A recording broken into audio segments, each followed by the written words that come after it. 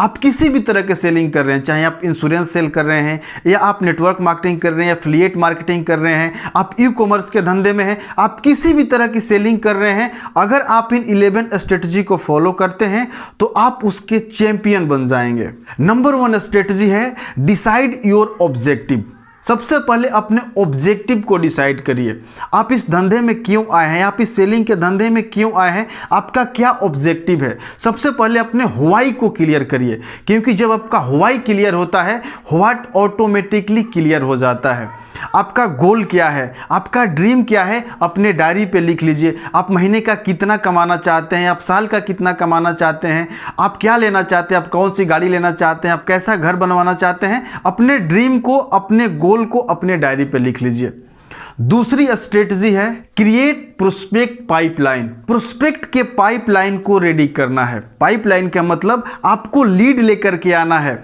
आपने अपना monthly target set किया कि मुझे महीने का 1 लाख रुपए कमाना है। अब 1 लाख रुपए कमाने के लिए कितने लोगों को ज्वाइन करवाना होगा? 100 लोगों को ज्वाइन करवाना होगा। 100 लोगों को ज्वाइन करवाने के लिए कितने लोगों को प्लान दिखाना होगा? तो 500 लोगों को प्लान दिखाना होगा। 500 लोगों को प्लान दिखाने के लिए कितने लोगों को इनवाइट करना होगा? तो 1000 लोगों को इनवाइट करना होगा। 1000 लोगों को इनवाइट करने के लिए कितने लोगों को अप्रोच करना होगा? तो 2000 लोगों को या 3000 लोगों को अप्रोच करना होगा। और 3000 लोगों को अप्रोच करने के लिए आपके पास 5000 लोगों का प्रोस्पेक्ट लिस्ट होना चाहिए, तब आप 1 लाख रुपया जनरेट करेंगे।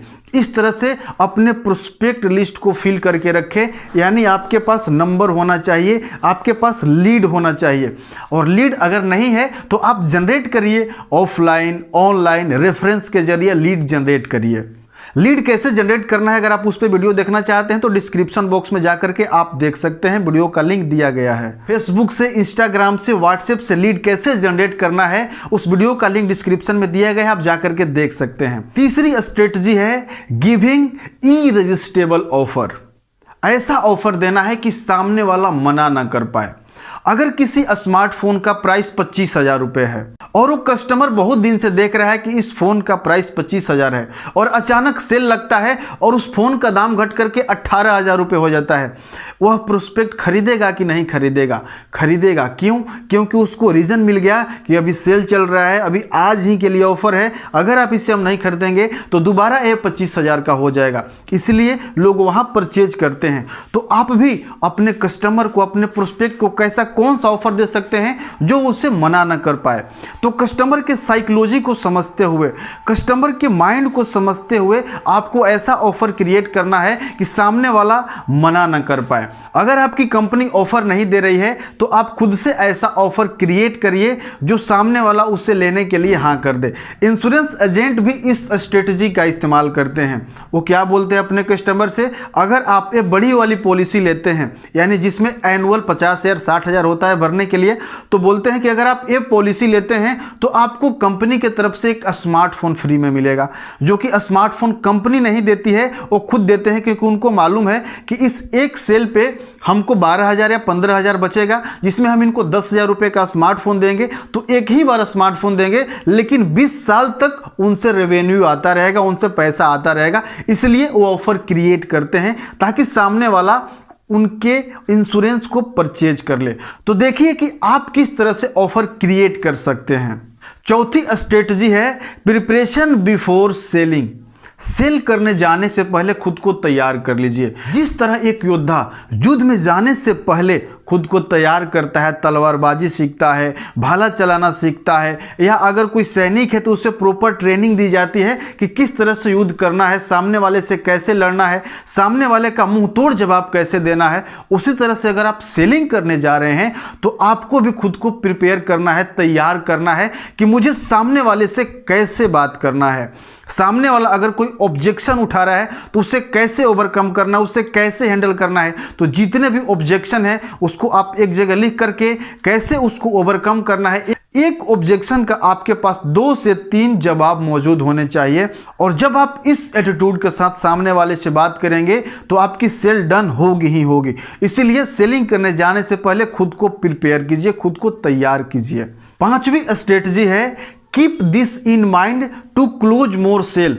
जिस भी व्यक्ति को आप प्लान दिखा रहे हैं तो माइंड में इस बात को रखें कि मुझे अधिक से अधिक सेल की क्लोजिंग करनी है। अगर सामने वाला कोई ऑब्जेक्शन उठा रहा है और आप उसको ऑब्जेक्शन को हैंडल कर दिए, फिर भी बोल रहा है कि मैं कल परचेज कर लूँगा, परसों परचेज कर लूँगा, कल चेक दे दूँगा, यानी कि उसके मन में अभी भी कोई ना कोई सीक्रेट ऑब्जेक्शन छुपा हुआ है। उसे निकाल करके आपको उस सेल की क्लोजिंग अभी करनी है। क्यों? आप कल क्यों करेंगे, आज क्यों नहीं करेंगे? देखिए, हम दोनों का समय कीमती है और कल मेरे पास टाइम भी नहीं रहेगा क्योंकि कल मुझे दूसरे प्रोस्पेक्ट से मिलना है। और आपका समय इतना कीमती है कि हम नहीं चाहते हैं कि हम लोग और एक दिन या और 2 घंटा बर्बाद करें इस चीज़ को सोचने में। अगर आपके मन में कुछ डाउट है तो आप हमें अभी बता दीजिए, अभी उसको सोल्व करते हैं और आज ही पेमेंट डन करते हैं। अगर आप इस एटीट्यूड के साथ जाएंगे कि अधिक से अधिक सेल की क्लोजिंग करनी है, जिस भी व्यक्ति से मिलना है उसके सेल को क्लोज करना है, तो आप अधिक से अधिक सेल को क्लोज कर पाएंगे। और यही एक सेल्स चैंपियन का एटीट्यूड होता है। सेंस ऑफ अर्जेंसी क्रिएट करिए कि अभी लेंगे तो क्या फ़ायदा होगा, कल ये ऑफर चला जाएगा, या फिर कल ये ऑफर नहीं मिलेगा, कल ये चीज़ नहीं मिलेगा, कल हम बिजी रहेंगे। कुछ भी करके सेंस ऑफ अर्जेंसी क्रिएट करना है। अगर वो फुल पेमेंट नहीं दे रहा है तो उससे कुछ टोकन अमाउंट ही ले लेना है, लेकिन ले लेना है। छठवीं स्ट्रेटजी है, अपने पहले कुछ से लाने के लिए अपने हॉट और वार्म मार्केट का इस्तेमाल करें।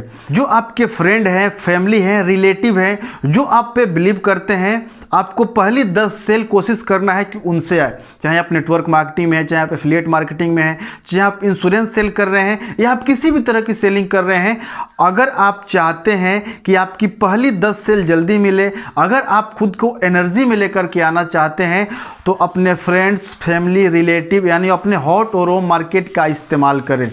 क्योंकि शुरुआत में आपके पास रिजल्ट नहीं होगा तो कोल्ड मार्केट आप पे भरोसा नहीं करेगी। कोल्ड मार्केट के लिए आपके पास टेस्टिमोनियल्स होना चाहिए, आपके पास रिजल्ट होना चाहिए। इसीलिए अपने पहले 10 सेल को कोशिश करें कि वो आपके हॉट और वार्म मार्केट से ही आए, क्योंकि शुरुआत में एनर्जी कम होता है, कॉन्फिडेंस कम होता है और उस समय कोल्ड मार्केट से बात करने में थोड़ी कठिनाइयाँ होती है। तो इसीलिए अगर आप फ्रेंड्स, फैमिली, अपने रिलेटिव से बात करते हैं तो आप पे ट्रस्ट करते हैं, इस वजह से वहाँ सेल जल्दी डन हो जाती है। 7वीं स्ट्रेटजी है, सीखें और सीखे हुए पे काम करें। आप जो सीख रहे हैं उस पे आपको काम करना है। लोगों से कैसे बात करना है आपने सीखा, तो सीखे हुए पे कैसे आपने सीखा वैसे ही बात करें। लोगों को प्लान कैसे दिखाना आपने सीखा, तो जिस तरह से आपने सीखा वैसे प्लान दिखाए। सेल्स की क्लोजिंग कैसे करनी है, फॉलोअप कैसे करना है, तो जो जो आपने सीखा है उस पर काम करें। सेल्स की ये 7वीं स्ट्रेटजी है। अगर आप सीखते हैं और सीखे हुए पे काम करते हैं तो आप सेल्स में चैंपियन बन जाएंगे। 8वीं स्ट्रेटजी है, importance of setting target in sales. आपको एक टारगेट को लेकर के चलना है कि मुझे इस महीने इतना सेल करना है, 1 लाख का सेल करना है। तो 1 लाख का सेल कितना ऑनलाइन से आएगा, कितना ऑफलाइन से आएगा, कितना खुद करेंगे, कितना टीम करेगी, यानी आपको रिवर्स कैलकुलेशन करना है कि 1 लाख रुपए की सेल कैसे होगी। आप खुद कितना करेंगे, आप कैसे करेंगे, फेसबुक से लीड लेकर के आकर करेंगे, व्हाट्सएप से लेकर के आएंगे, कोल्ड कॉलिंग करेंगे, या आपको ऐड चलाना होगा, या अपने टीम से निकलवाएंगे। किस तरह से आप 1 लाख की सेलिंग करेंगे, आप रिवर्स कैलकुलेशन कीजिए। और जो मंथली टारगेट आपने सेट किया है, कोशिश करें कि आप उसे 20 दिन में ही पूरा करें, क्योंकि एक आदमी 30 दिन एनर्जी में नहीं रह सकता है। वो 10 दिन हो सकता है कि उसका तबीयत खराब हो जाए, हो सकता है उसको कहीं रिलेशन में जाना हो, या हो सकता है कि उसको काम करने का मन ना करे, हो सकता है उसको उतना एनर्जी ना बचे। तो कोशिश करें कि जो 30 दिन का आपने टारगेट लिया है उसको 20 दिन के अंदर ही कंप्लीट करें। 9वीं स्ट्रेटजी है, टेल कंपेलिंग एक्साइटिंग स्टोरी।